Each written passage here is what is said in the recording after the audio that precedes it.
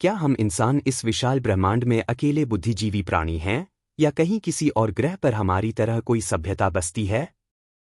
क्या हम वास्तव में अद्वितीय हैं, या फिर आकाश में किसी और जगह भी इंटेलिजेंट जीवन हो सकता है जो ठीक हमारी तरह सोच रहा हो?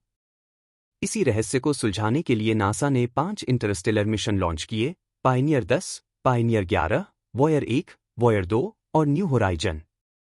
इनमें से वॉयर 1 और वॉयर 2 अब तक के सबसे सफल मिशनों में से हैं, जो हमारे सौरमंडल को पार करके इंटरस्टेलर स्पेस में पहुंच चुके हैं। इन दोनों अंतरिक्ष यानों में एक विशेष गोल्ड प्लेटेड डिस्क भी भेजी गई है, जिसे खासतौर से एलियंस के साथ संवाद के लिए तैयार किया गया है। इसमें अनोखी आवाजें रिकॉर्ड की गई हैं, जैसे बच्चों के रोने की आवाज, पक्षियों की चहचहाहट, हवा की सरसराहट, समुद्र की लहरों की गूंज और 55 अलग अलग भाषाओं में शुभकामनाएं।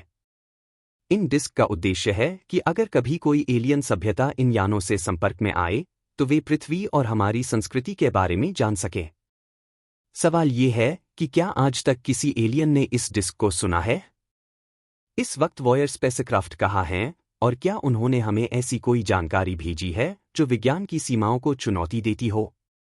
20 अगस्त 1977 को नासा ने वॉयर 2 को लॉन्च किया, और इसके 16 दिन बाद 5 सितंबर को वॉयर 1 को भेजा गया। इतने सालों बाद भी ये दोनों अंतरिक्ष यान सक्रिय हैं और पृथ्वी पर महत्वपूर्ण जानकारी भेज रहे हैं। वॉयर 1 वर्तमान में पृथ्वी से करीब 1 लाइट ईयर यानी लगभग 6 ट्रिलियन मील दूर है, जबकि वॉयर 2 भी इंटरस्टेलर स्पेस में हमारी आकाशगंगा के बाहर का सफर कर रहा है।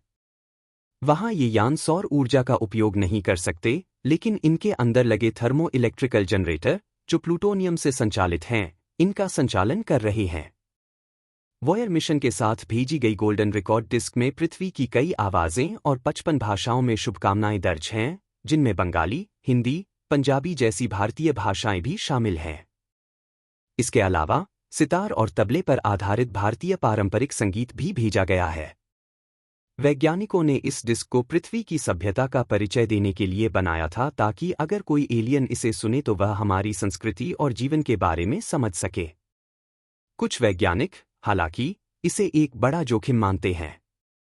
उनका कहना है कि अगर कोई एलियन सभ्यता हमसे ज्यादा बुद्धिमान हुई, तो हो सकता है कि वह पृथ्वी पर आकर यहाँ के संसाधनों पर कब्जा करने की कोशिश करे।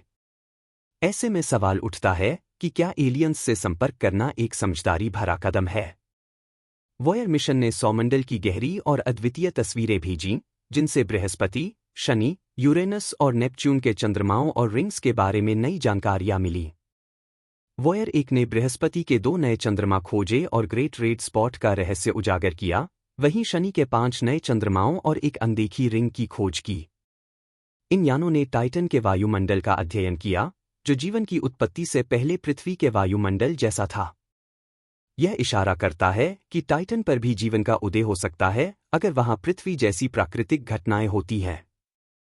हाल ही में वॉयर 1 के कंप्यूटर सिस्टम में एक अजीब घटना सामने आई। ऐसा प्रतीत हुआ कि वॉयर का एक पुराना, खराब हो चुका कंप्यूटर अचानक फिर से चालू हो गया। वैज्ञानिकों का मानना है कि यह इंटरस्टेलर स्पेस में कॉस्मिक किरणों के कारण हुआ हो सकता है, लेकिन कुछ लोग इसे एलियंस की गतिविधि का संकेत मानते हैं। उनका कहना है कि शायद किसी एलियन ने वॉयर को अपने अध्ययन के लिए थोड़ी देर के लिए रोक लिया था और फिर छोड़ दिया। तो क्या कभी एलियंस हमारे गोल्डन रिकॉर्ड को देखेंगे और हमसे संपर्क करेंगे? या यह केवल एक मानव कल्पना है? इस रहस्यमयी सवाल पर आपकी राय क्या है? हमें कमेंट्स में बताएं।